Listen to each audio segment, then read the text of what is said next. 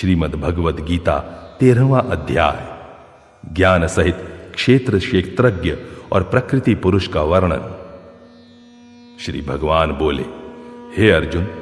यह शरीर क्षेत्र इस नाम से कहा जाता है और इसको जो जानता है उसको क्षेत्रज्ञ इस नाम से उनके तत्वों को जानने वाले ज्ञानी जन कहते हैं। हे अर्जुन,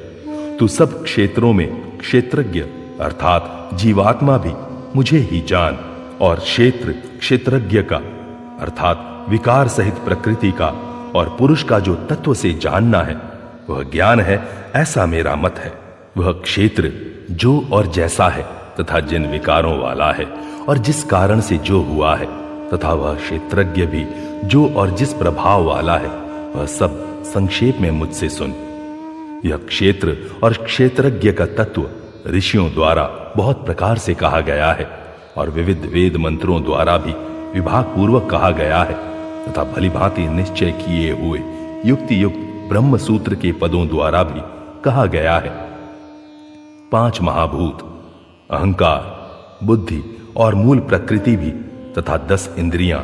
1 मन और 5 इंद्रियों के विषय अर्थात शब्द, स्पर्श, रूप, रस और गंध, तथा इच्छा,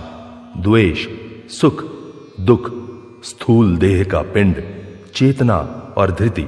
इस प्रकार विकारों के सहित यह क्षेत्र संक्षेप में कहा गया। श्रेष्ठता के अभिमान का अभाव, दंभाचरण का अभाव, किसी भी प्राणी को किसी प्रकार भी न सताना, क्षमा भाव, मन वाणी आदि की सरलता, श्रद्धा भक्ति सहित गुरु की सेवा, बाहर भीतर की शुद्धि, अंतःकरण की स्थिरता और मन इंद्रियों सहित शरीर का निग्रह, इस लोक और परलोक के संपूर्ण भोगों में आसक्ति का अभाव और अहंकार का भी अभाव, जन्म, मृत्यु, जरा और रोग आदि में दुखों और दोष का बार बार विचार करना, पुत्र, स्त्री, घर और धन आदि में आसक्ति का अभाव, ममता का न होना तथा प्रिय और अप्रिय की प्राप्ति में सदा ही चित्त का सम रहना, मुझ परमेश्वर में अनन्य योग के द्वारा अव्यभिचारिणी भक्ति तथा एकांत और शुद्ध देश में रहने का स्वभाव और विषयासक्त मनुष्यों के समुदाय में प्रेम का न होना, अध्यात्म ज्ञान में नित्य स्थिति और तत्व ज्ञान के अर्थ रूप परमात्मा को ही देखना, यह सब ज्ञान है, और जो इससे विपरीत है वह अज्ञान है, ऐसा कहा है।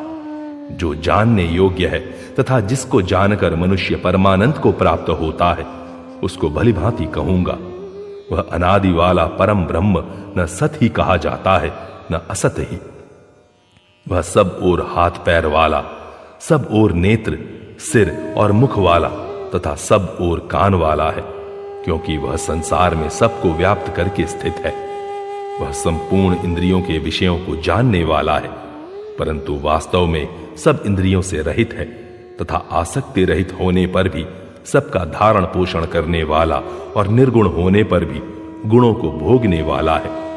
वह चराचर सब भूतों के बाहर भीतर परिपूर्ण है और चर अचर रूप भी वही है। वह सूक्ष्म होने से अविज्ञेय है तथा अति समीप में और दूर में भी स्थित वही है। वह परमात्मा विभाग रहित एक रूप से आकाश के सदृश परिपूर्ण होने पर भी चराचर संपूर्ण भूतों में विभक्त सा स्थित प्रतीत होता है, तथा वह जानने योग्य परमात्मा विष्णु रूप से